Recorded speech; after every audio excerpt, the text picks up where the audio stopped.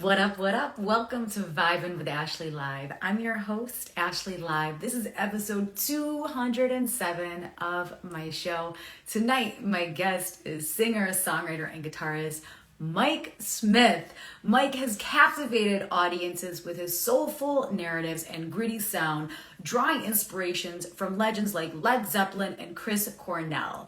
During the summer, he was featured on the music competition show Banded on Access TV. Mike recently released his electrifying rock anthem, Welcome to the Party.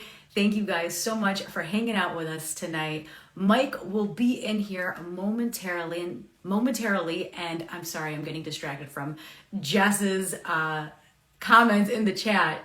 Says, is he sexy? I don't know, you tell me. You tell me. What's going on, guys? When was the first time you heard Mike? And did you watch him on the Access TV show Bandit? He was on season 1. And he just dropped his new single a couple weeks ago. Welcome to the party, and I am so excited to get this party started with Mike. So we're gonna hang tight. Oh, thank you so much. I appreciate the love. You guys, if you're new here, I'm Ashley Live. This is Vibe with Ashley Live. I've had over 200 episodes where I interview musicians from all across the country. And tonight is episode 207. I launched this show in 2020, August of 2020, during the global pandemic. And I went to school for broadcasting. I love radio. I love music. So I just pretty much took everything that I love and made it into this wonderful show. So I'm so very fortunate that I'm able to have these open and honest conversations with these musicians. So guys, if you're new here, give me a follow. I'm Ashley Live, and give Mike a follow. He's in the room. Other people are trying to join the chat. I'm only allowing Mike to join the chat. Sorry, guys. I only invite the guest who I'm interviewing to the chat. So sorry, guys. We cannot go live unless you're Mike. Mike, whenever you're ready. Let's get this party started. Welcome to the party. And let's get it. Thank you, guys. Continue to support live music wherever you're tuning from across the country.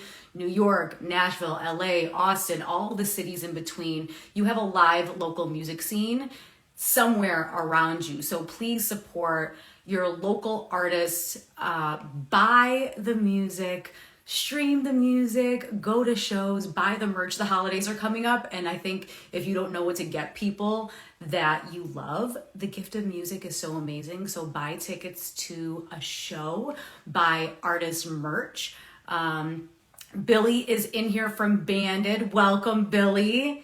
Yeah, so please support local musicians. They are so very talented. They are absolutely amazing, and I support local music all the time, so please do that and share that with your loved ones, because music is just a second language to us. All right, Mike, let's get it started. Hey! Hi, Mike, how are you? Okay, Mike, I don't know what the hat's doing. I love it. No one has ever had an entrance like that on my show. Well, you gotta show you're matching my prepared, shirt, you know. Can't even see the whole thing. Mike, I love this. This is so much fun. This is the energy I am about. How is everything going? Everything's great. Doing good out here. Having fun. Having fun. Well, we're about to have some fun. Welcome to the party, like your single. Party. Yeah, welcome to the party. If you have a beverage, I mean, I personally don't have a beverage, but Mike, rock on with your beverage. And if you're watching this, please have a beverage and enjoy the show. All right. This thing's great and all, but I'm just kidding. It's got to come out. Yeah, it's all good. I don't even know why you have that, but I am about it. It's a long story. Do you want to tell it? It's a little, no, not at all. All good. No worries. I got it as a gift one year for my birthday and just kind of hung on to it ever since. I mean, where do you put something like that? I wouldn't even have room. I don't know, in the basement. It's big. Yeah, it's been around the block a couple times. Love it. Well, thank you so much. Okay, now we're here for real. Now we're in this. Thank you so much for hanging out with me. I'm really excited. Yeah, I'm excited too. I might have to kick the boy out of here. He's like, what is that on your head, my dog? He's 160 plus pound cane corso. He's never seen that. He's like, I'm gonna kill whatever's on your head. He thinks it's a live person, right? Yeah. Hi, Jess. Hello. All right. Let's get to business here. I'm ready. Let's do it. So I want to talk about your upbringing in Northern California. Can you talk to me about the role that music played in your early childhood? Well, honestly, I'm from Southern California. I guess it's a long process, but so I was born in Upland, California, which is Southern California, kind of inland in the foothills. And I lived there till I was about 10. And then I went to Macon, Georgia for a few years, and then to Kansas City for like 15 years. And then to Tahoe, and now to Nashville. So it's been a pretty wild, kind of all over the place ride for me.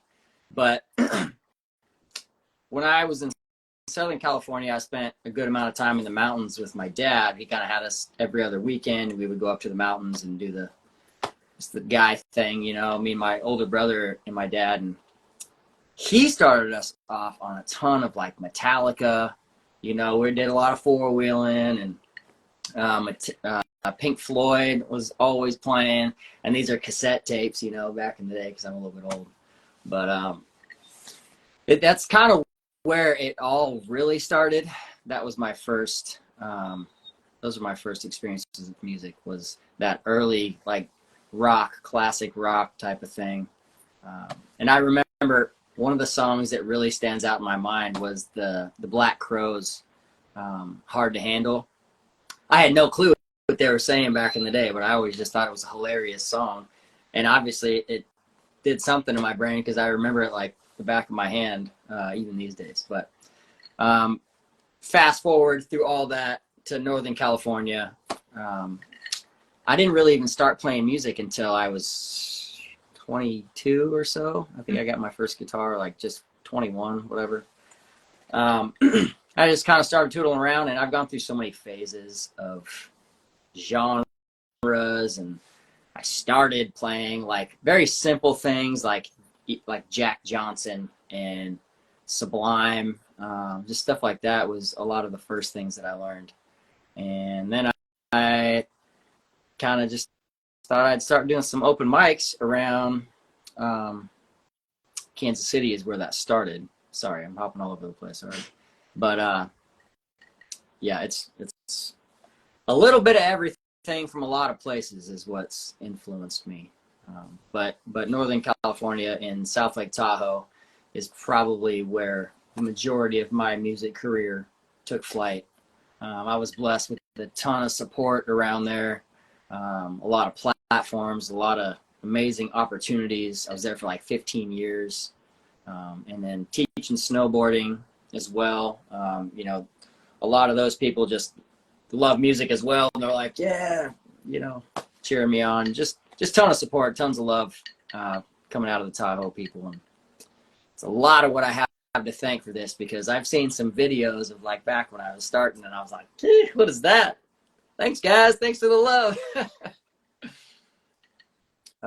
But I think it's important, right? Because you've lived all these different places, and when you have musical roots in all these different cities, they all shape who you are as a human. And as they really do. And even, you know, I'm living it, so I don't think about it. But when you go back to, you know, watch the growth and the evolution of what I've done in, you know, lots of parts of my life, I feel like you can really tell.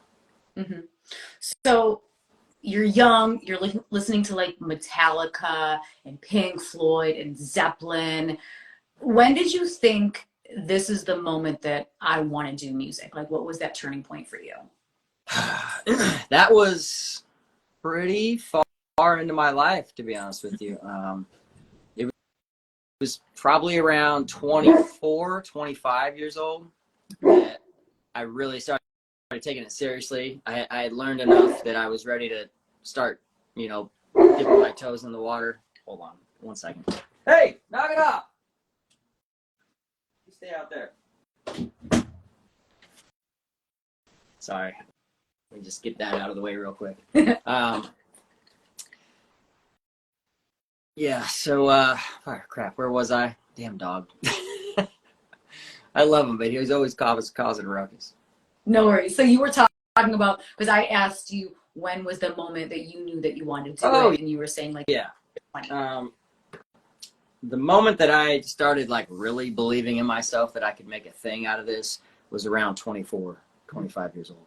But I was still very new. I'd still only played open mics. You know, I was just getting a feel for the thing, just eating shit left and right too, like making mistakes, and you know, like it is what it is, you know. And luckily I'm stubborn enough, I guess you could call it, that I just kept at it, and things are great today. So happy to hear that. And it usually starts with these open mics, right? Yeah. As far as I know, unless you just you just jump right into the mix. So then lots of open mics, lots of traveling, like lots of you on your motorcycle doing all of these gigs. So talk to me about these motorcycle tours that you would do in these camping adventures and how that shaped your songwriting and your musical style. That didn't start until, I mean, I always rode dirt bikes growing up. Thanks to my stepdad, he kind of started me on that whole road. But I didn't get my first road bike until like, heck, I don't know where was that? Like 35 or something like that? Because I'm 41 years old. Okay. Let's throw that out there. I'm not that young. But 35, I bought my first road bike. One of my buddies, Leo, in South Lake Tahoe had a bike, and you know, we were always talking, and he kind of like really put the fire behind me. I bought this, I think it was an 81 500cc Honda, and for like $800, you know, like thinking I'm just going to put around town, start getting my road miles in.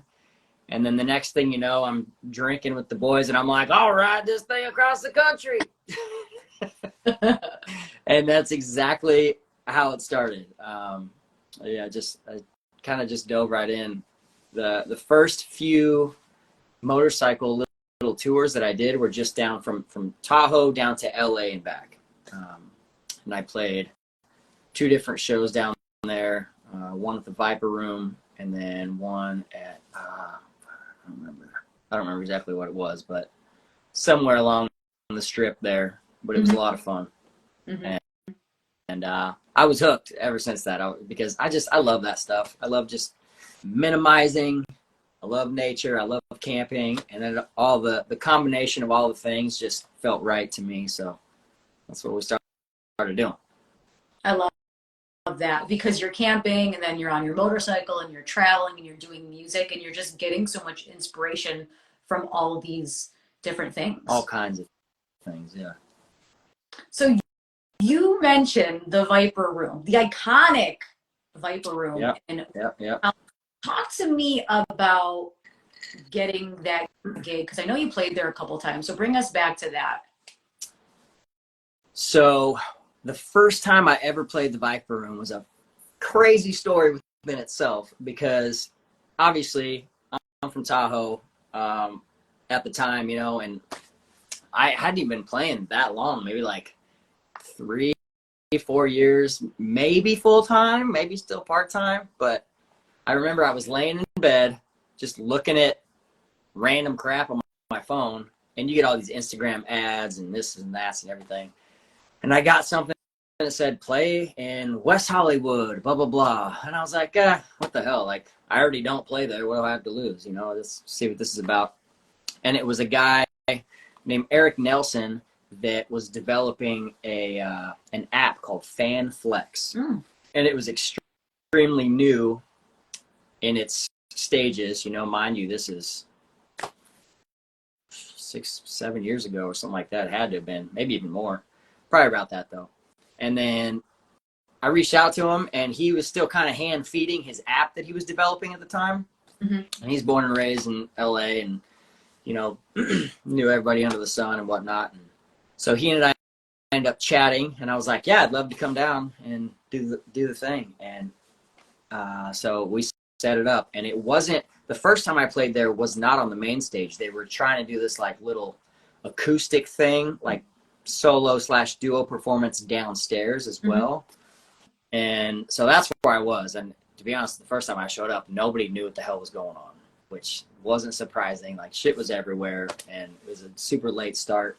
But I can definitely say that I had never felt more at home and just comfortable in like an atmosphere, doing what I do in the basement of the Viper Room, and it felt amazing. And I was like, we're going to do that again. So shout out to Eric for getting me down there. And then I had a bunch of friends and family come out that night, and there was another show upstairs. And, the Viper Room is renowned for a lot of things, and one of them being pretty wild and, alcohol, drugs, blah, blah, blah, drugs, sex, rock and roll, all the things. But people friggin' die in there. And I swear to you, this dude, like, almost died upstairs. He did die for a little while. And it was like this whole thing, and it was just, God bless the guy that I don't even know who he was, but my cousin actually ended up helping resuscitate him, and then another friend from Kansas City who just happened to be living in the area that came to the show that night.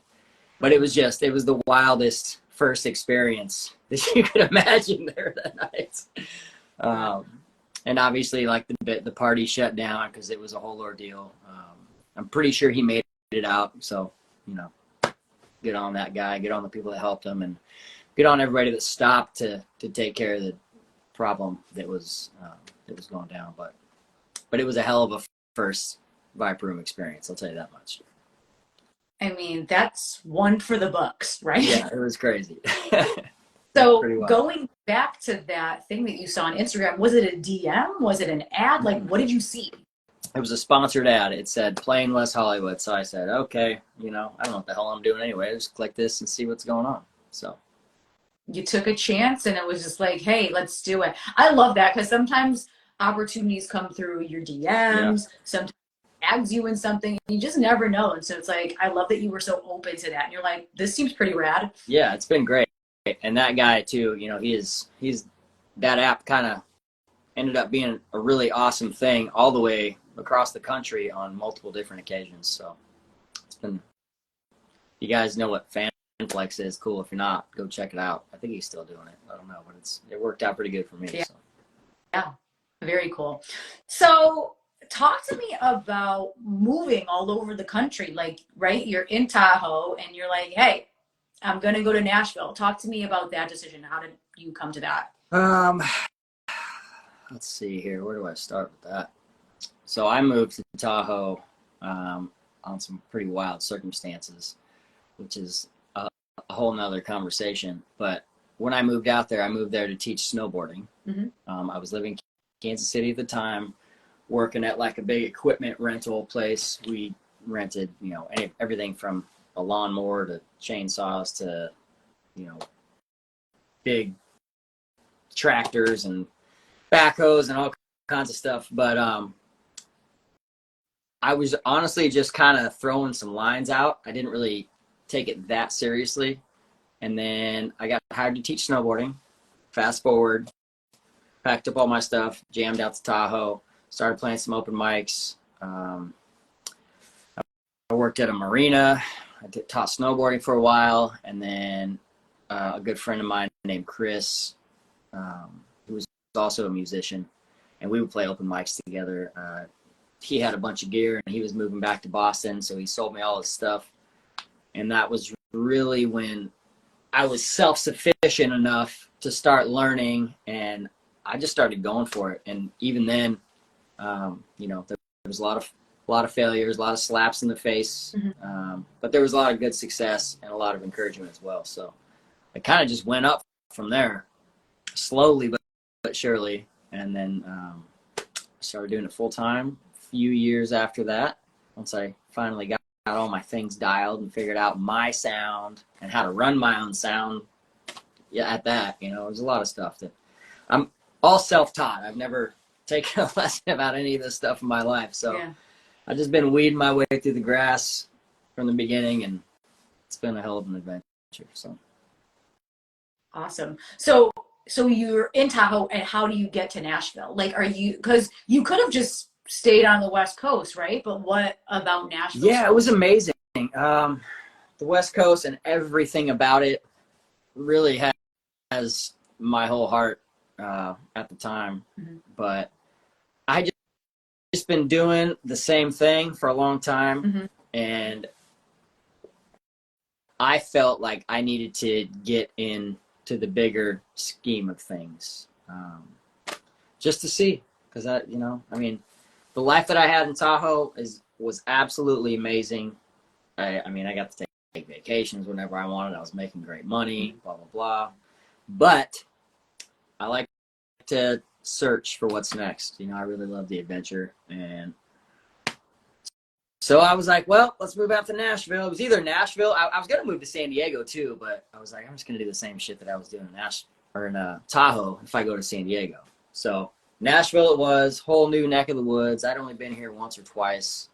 One of those times being a motorcycle tour I did from Tahoe out to Nashville. Nice. And I was gone for like a month and a half, and I played in a lot of different places for that one too. But mm-hmm. I just kind of dove in, and I had a good friend of mine that was kind of on the same page, and he moved out here a couple months before me, and he was like, hey, you can just land on my couch and figure it out from there. My good friend Chili Monroe, bless his heart, he kind of allowed me a spot to crash for a little while, and he's an amazing musician too. We've been good friends for a long time. And then here we are, here a year and a half later, still doing the damn thing in Nashville. He's doing his own thing. We played together a handful of times, but that's about it. And I'm doing my thing. So just kind of dove in, camped my way across the country. Just it's a new page. Turn the page, Mm-hmm. So what are your favorite things about living in Nashville? It's a lot. My favorite things about living in Nashville are the opportunity, first and foremost. There's so much going on here. Yeah. But on that same note, there's so much going on here. I'm a mountain guy at heart. I'm not a city guy whatsoever. But it's been fun, but I still miss the mountains a bit. But other than that, there's just so many amazing musicians here. It's mind-blowing. It really is. It's very humbling. It keeps you hungry. It keeps you trying to better your craft. I've met so many cool people here that have their own story since I've been here. And I think probably the people that are here with this like vision of a dream that they have, I think it's mostly that.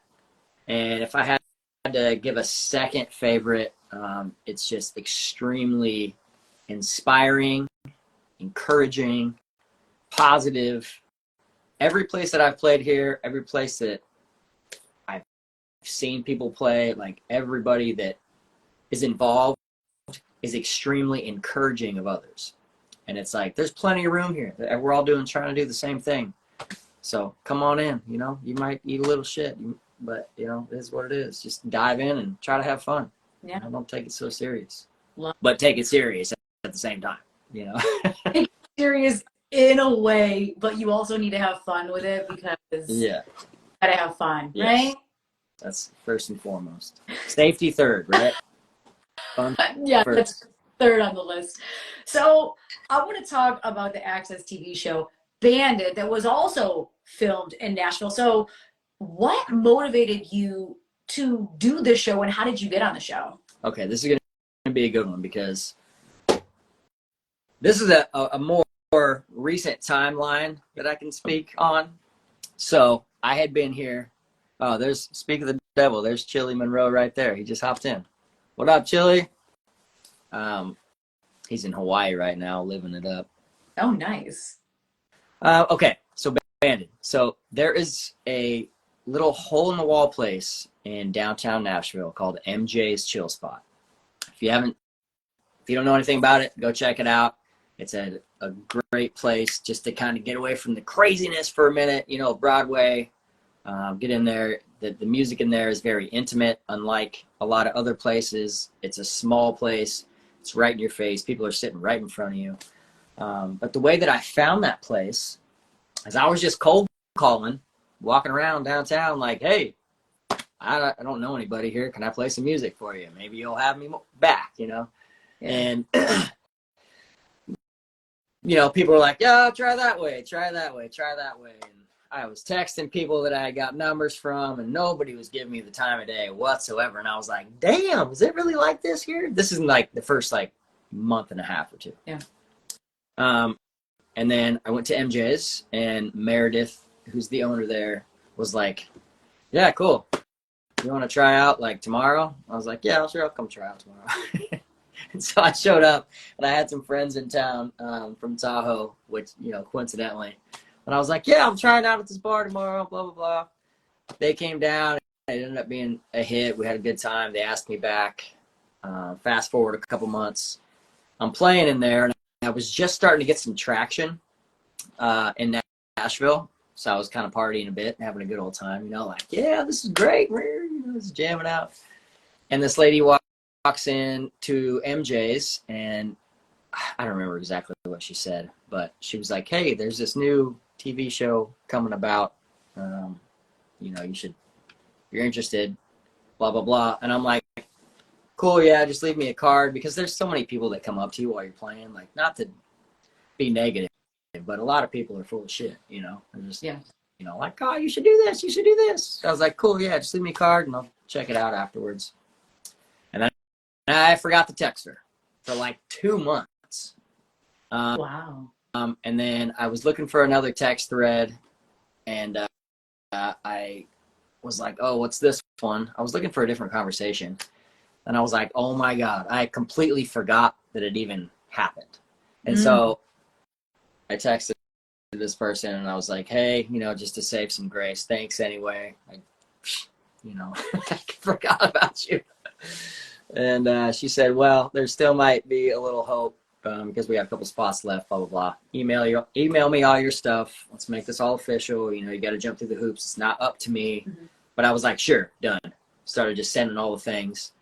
And the weekend passed, and then the following week, 2 months later, they were like, all right, you're in. Here's the details. This is when it starts. And I was like, holy shit. What a weird chain of events, you know? But yeah, so that's how that started out. I mean, obviously, if you look at the whole scheme of Banded, the show, it's inspiring enough within itself. And I came here to swing for the fences, and that was a pitch I'm glad I caught later on down the line. You know, however that came about, I don't know. I don't even remember what I was looking for that day, but I found what I needed to find, and that's what matters. Yeah. That's wild, though. That was like 2 months had gone by. I know. I felt like such an idiot. But that's easy, though, because, like, you think, I mean, I feel like 2 months is a very long period of time where she probably would have been like, oh, you know, sorry, like, the ship has sailed. Like, it's done. Yeah, I 100% thought that's what was going to happen. Wow. But it all happens for a reason. It did. So you end up doing the show. You're living in a house with, you know, 24 other musicians. Like, you're in this band. Talk to me about that. It's got to be pretty wild. It was pretty wild.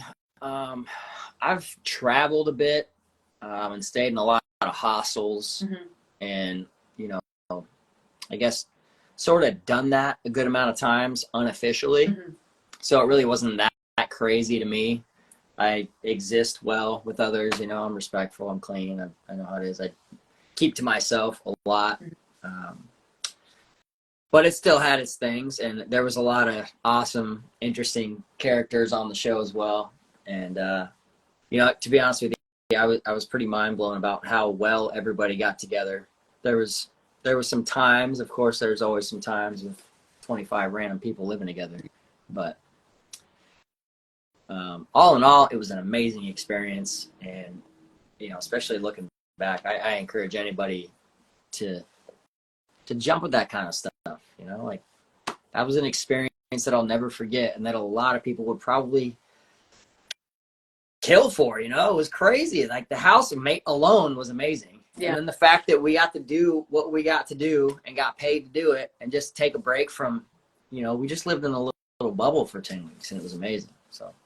Yeah. I mean, because you guys all lived in this house, you were in bands, you were working with a mentor, you're performing and living with these people, and then you're performing these songs on TV to be judged. Yeah. Yeah. To be judged. That's another thing. To be judged. That was another, yeah. We'll get to that, I guess. But. Yeah. Well, some of the judges were, you know, a little harsh at times, right? As the truth can be. That's the best way that I can say that. Yeah. Because even though there were a good amount of people that didn't know who these judges were, they were still accomplished, successful, and had a valid opinion. And on top of that, like, yeah, they had some good insight. They had some goofy shit to say too, but you know, where some of them were like, whatever, yeah, I know, but there was also some really good information to be taken in from people that have done it for a long time and worked with amazing people, regardless of their taste of music or whatever they're into. Yeah, the mindset was always there, and the advice was always valuable. Mm-hmm. So. Because you go from performing on your own to being with 4 people you don't know that you're living with. You're crazy. So there's actually so much coming at you, because then someone's like, oh, well, the drummer did this, and I didn't like how that riff sounded here. And you're kind of like, well, it was kind of like a collective effort, if you will. Yeah.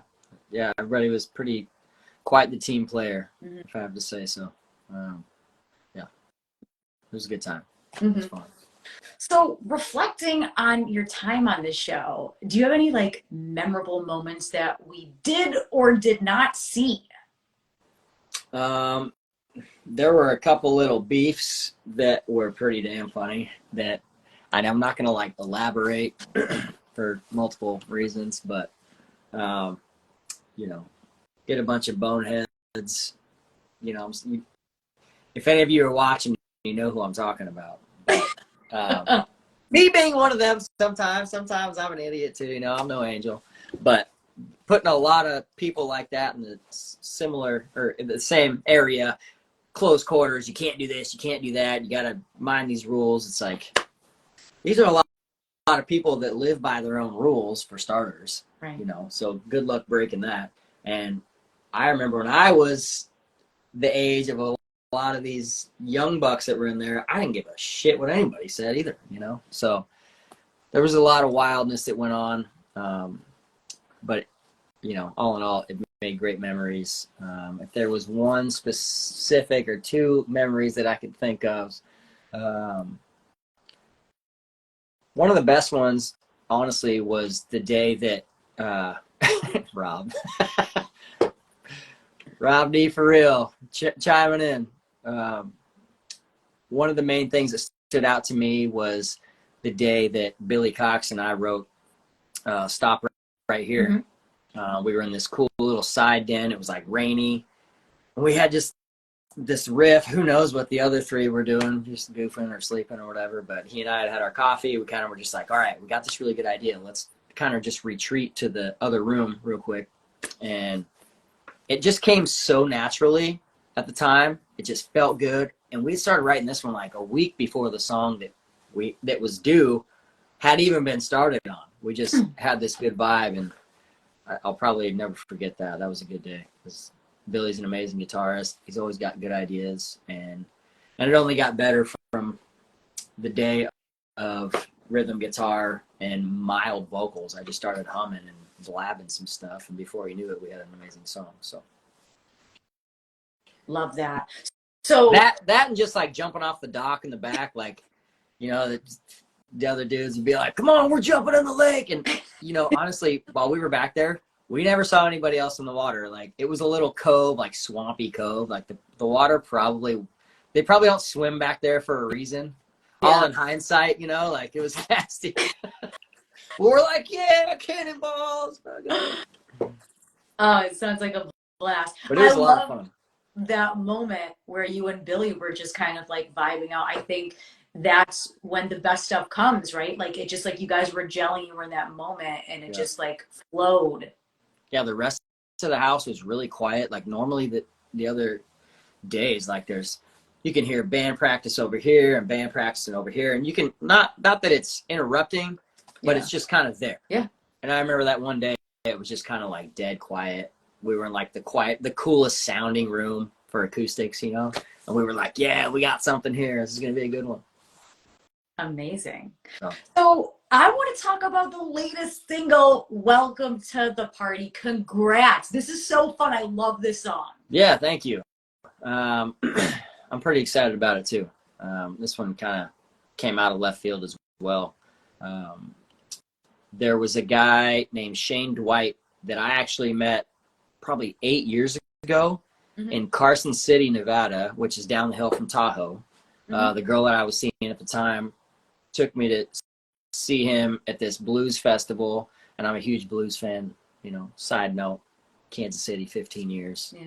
I don't want to leave Kansas City out of this mix. They had a huge influence when it comes to that kind of stuff. But I remember seeing this guy, and I was like, damn, he's bad, you know? Like, props to him. And then the girl that I was seeing was like, he's playing an acoustic show at this little bar tomorrow. We should go see him. And we showed up, and he was just doing his thing, like playing solo acoustic in the corner.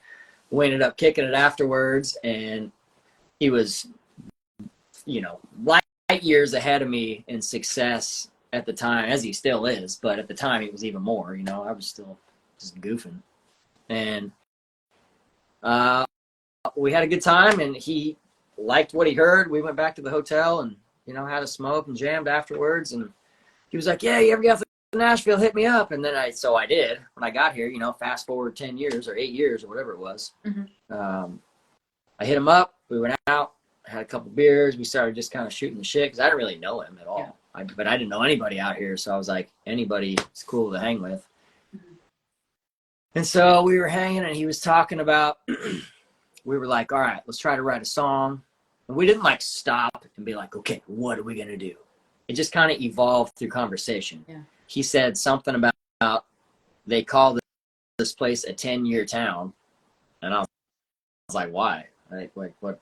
He was like, because most people, it takes like 10 years.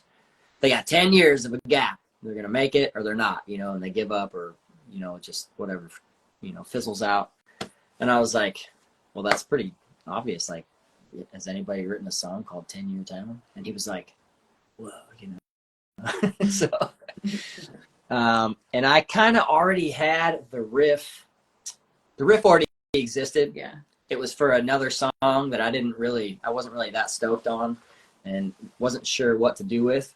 And so I went home, and it just kind of came out to welcome to the party, welcome to a 10-year town, because the amount of people that are flooding this place from all over the world right now, and I don't know how many of you watching have been to downtown Nashville, let alone the rest of Nashville. It's a fucking party, like all the time. Yeah. And from all over the place. And, you know, being from California, I heard this little, oh, everybody's flooding here from California. You know, that's like what I heard being from there, and most of my friends and, yeah, you know, fan base being from that's what I heard. But so we just kind of incorporated some things, and I had a nice riff and a nice hook, and he had some good input as well, melodically, and rips a super mean solo on the back. And he was like, some time went by, and he was like, we got to record this right now. And he had the connections and the funding for it. And so he lined it all up and was like, be at this place this time, we're going to record it. And I was like, shit, okay. You know, I'd only been here a few months. And this was right before band. This is right before the show. So I showed up, and there were some amazing legends there that I didn't know about, but as soon as they told me, introduced themselves, I was like, holy shit, like, what I just got, like, what am I doing here? Cool, all right, let's play this song, you know? And I had sent him a voicemail, or a voice memo, on my way there because I was a little bit late. But by the time I got there, they had it down and they were ready to go. And we knocked it out in like 2 hours. It was amazing. Like the bassist for like Melissa Etheridge, Billy Joel, and Elton John was on it. Amazing. Pat Buchanan, who's played with everybody under the sun, from Kid Rock to Hall & Oates to, you know, I don't know. I walked into this and I was like, holy shit, let alone the production of Kevin McKendry at the Rock House. He's an amazing guy too. So I'm just blessed and grateful that I've walked into all this stuff, and Nashville has been nothing but amazing to me. And that's incredible, especially because you had that opportunity, what, second or third month being in Nashville? Yeah, I was like, whoa, oh, okay. Cool. Is this how it always goes? Like, I don't know. I still don't know. The stars align for you because, right, like you said, there's so much opportunity, but there's so many people there. So you gotta be willing to take that leap of faith, and you need to network with the right people, because if you weren't in that bar that one time, then that girl from Bandit wouldn't have seen you. So it's kind of just like being out there and just doing what you love, and then someone seeing that. That is 100% what it is. Right. Just do you, let the rest be what it be. If you get opportunities, swing at it, swing for the damn fences, and hope for the best. That's all you can do. Love you know? Yeah, I think that's such good advice, because you never know when an opportunity is going to come up, right? Just don't forget. Don't wait 2 months to respond. 2 months is like... Or it'll be perfect timing. Who knows? I mean, that's like 60 days. That's a long time. It was pretty funny. But guess what? It all worked. It all worked out for you. Yeah. You were this was supposed to happen for you, and this was the journey that you were meant to take. We'll see how she goes. It's never over, so. Definitely. So based on your incredible journey, what advice would you give to other musicians? Oh, my advice to other musicians? Sheesh.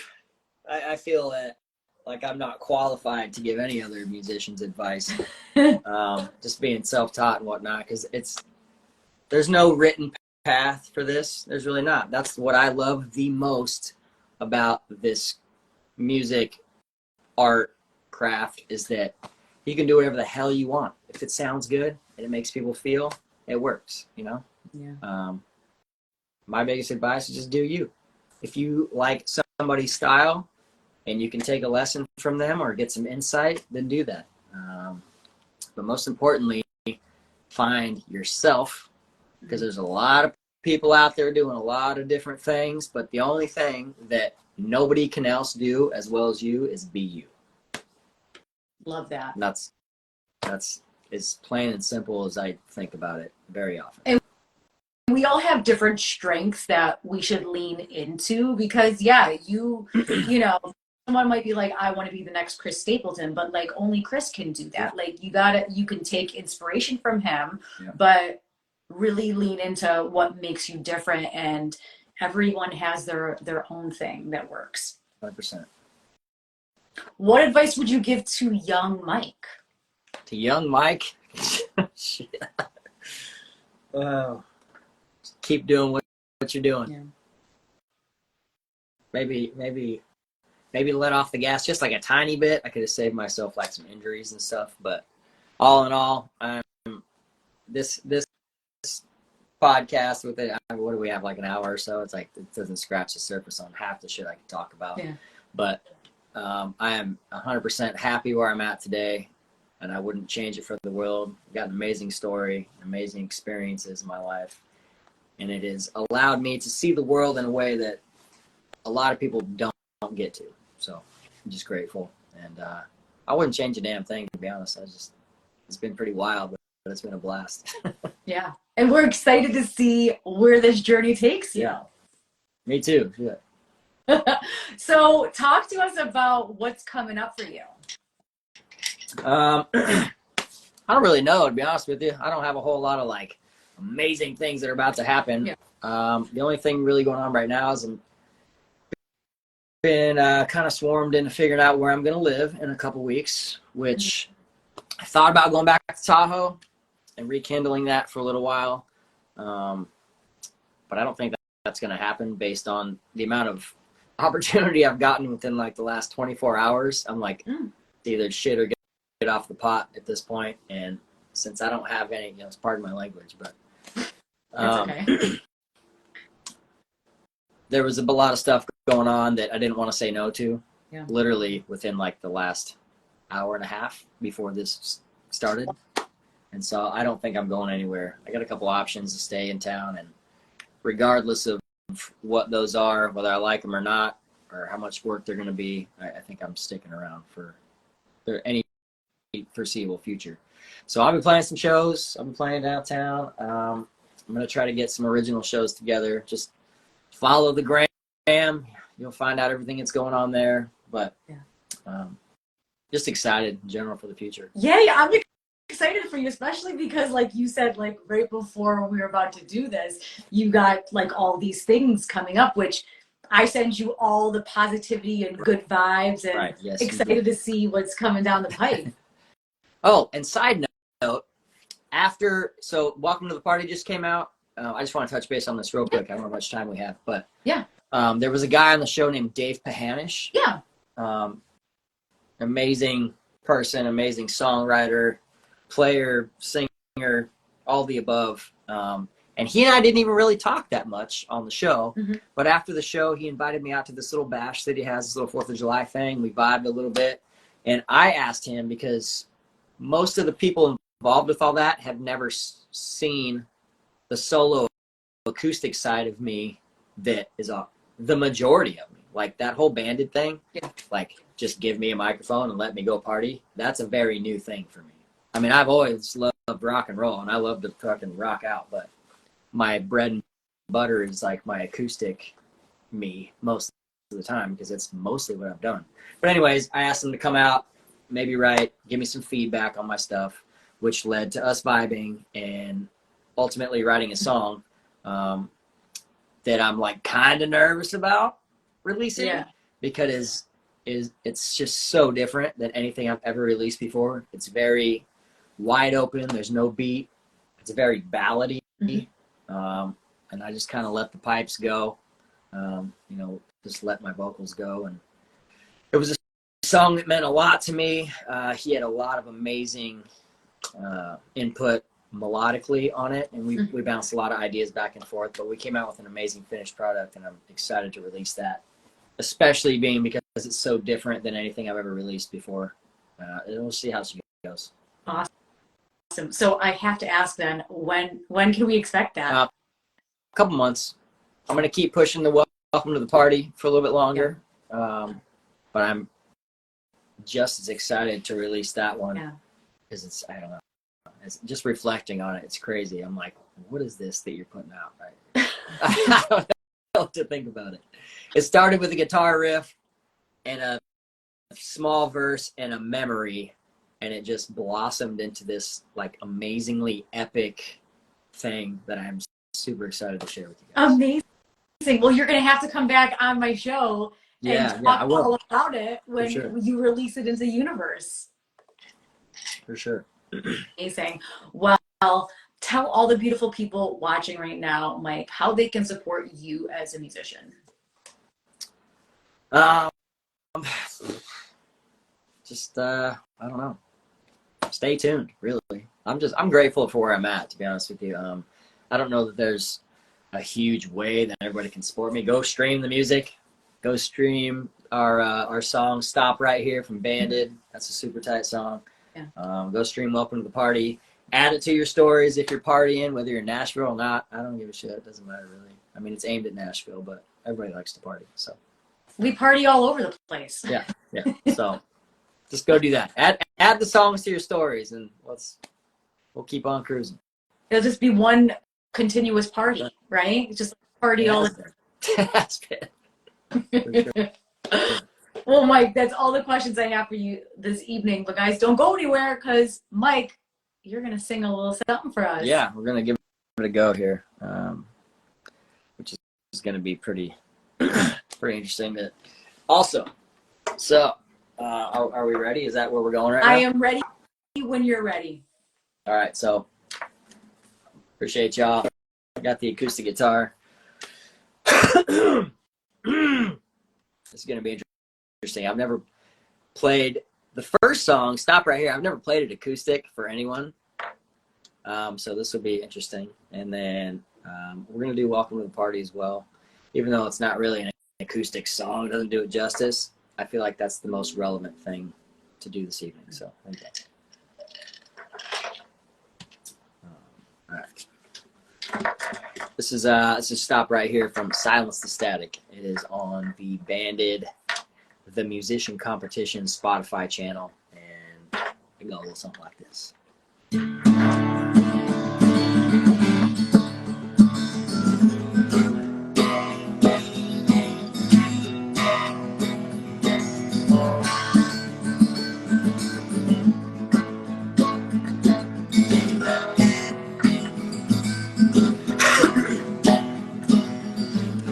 You stop, you'll have a change your mind from running wild tonight. We can overrun the world tomorrow. If you lay your burden on my shoulders made of stone, I can pave the way you follow. Yeah, we can stop right here, look into each other's eyes, and let the burning sun caress our skin. Yeah, we can stop right here, step into each other's lives, and let the burning world fall in love again.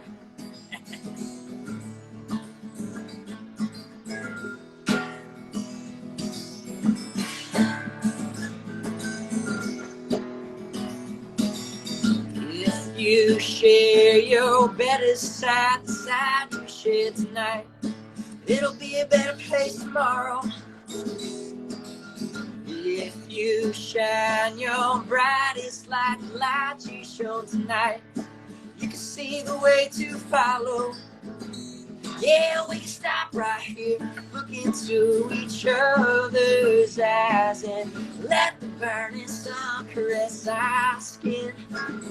Yeah, we can stop right here, slip into each other's lives, and let the world fall in love again. Yeah, let the world fall in love again.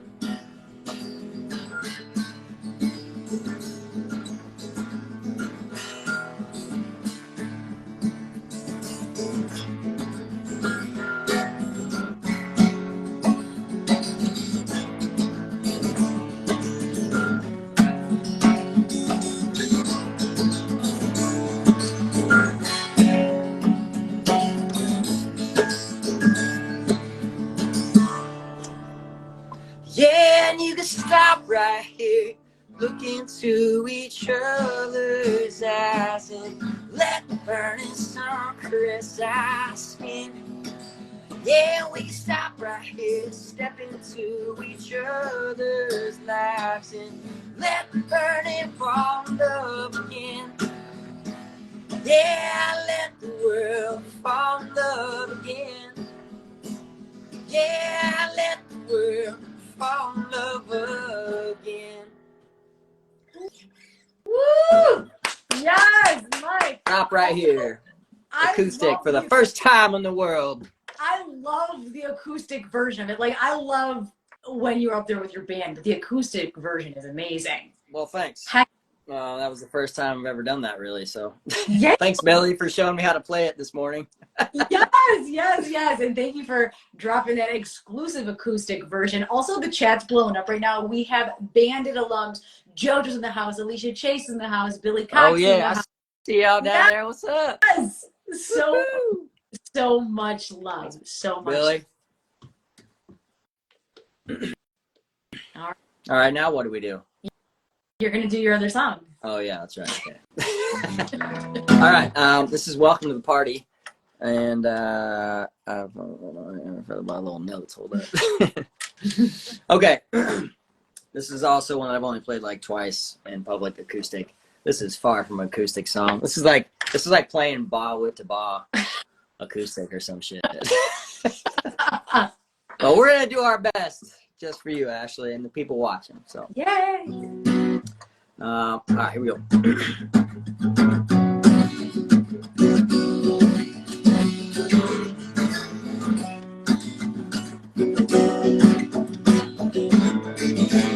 Welcome to the party, welcome to a 10-year town.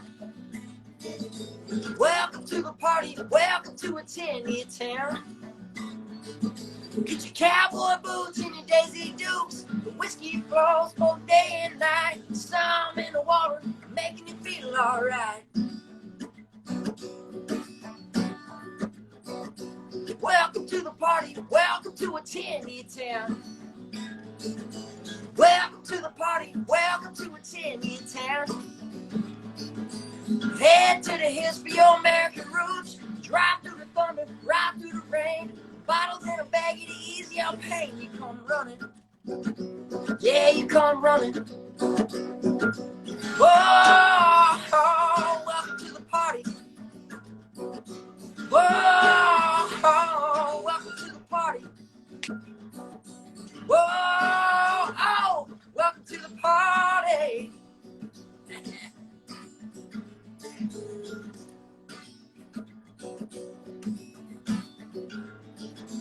Welcome to the party, welcome to a 10-year town. Welcome to the party, welcome to a 10-year town. Cash in your loot and trade your suit. Shake your mini skirt, kick up some dirt. Oh, oh, welcome to the party. You can take your Cali money and buy you a lot. But good luck finding you a parking spot. You come running, yeah, you come running. Whoa, welcome to the party.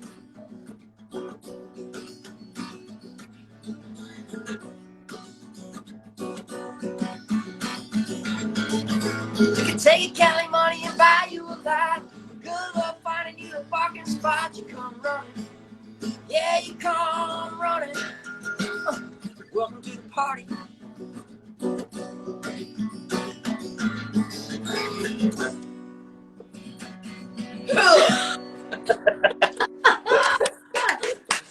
That's as wild as we get at the acoustic in the chair office. Oh, I love it. I love it. Thank you, Mike, so much. Mike, do you have any final words for the room? Thanks, y'all, for everything. Everybody who's watching, everybody who's gonna watch. Appreciate the hell out of y'all. Good, bad, up, down. You've made me who I am today, and I'm grateful for it. Yay. Keep kicking ass, world. Yes. But Mike, do better at the same time. Mike, thank you so much for coming on my show, talking about Dan and talking about your career. Like I said, please come back anytime and we can chat, we can get more in depth. This was so much fun. Thank you too. Of course. It's pretty awesome. It's the first time I've done something like this extensively, so it's been pretty fun. Yeah, because it's just, it's just like the purpose of this show for me is to be one-on-one with a musician and just get into the nitty-gritty and talk about honesty and good vibes and all that. And you're episode 207, so I'm so very grateful for your time, Mike. This was so much fun, and I'm really excited to hear that new single that's going to come out in a couple months. Yeah, thank you. Me too. I'm excited to Amazing. put it out there and see how people respond, because I have this thing that I've developed, and this is completely opposite. Yeah. So we'll see how she goes. Honestly, I'm sure it'll be absolutely amazing. You and Dave are just incredible people to begin with, and I'm so very excited to hear this amazing project that you guys have. Thanks. You're so welcome, guys. If you don't already, please make sure to follow my guy, Mike Smith. Welcome to the Party is out everywhere. Please support everywhere. Stream the music. We have the holidays coming up, and there's gonna be a lot of parties going on, so please play this at all your holiday gatherings. If you're new here, I'm Ashley Live. This is Vibin with Ashley Live. Make sure to give us both a follow, support good music, be kind to each other, and keep pushing. See you next time. We love you guys so much. Thank you so much for your support. Love you guys. Thank you, Ashley. Bye. Appreciate it. Have a good night. Later. Have a good one, guys.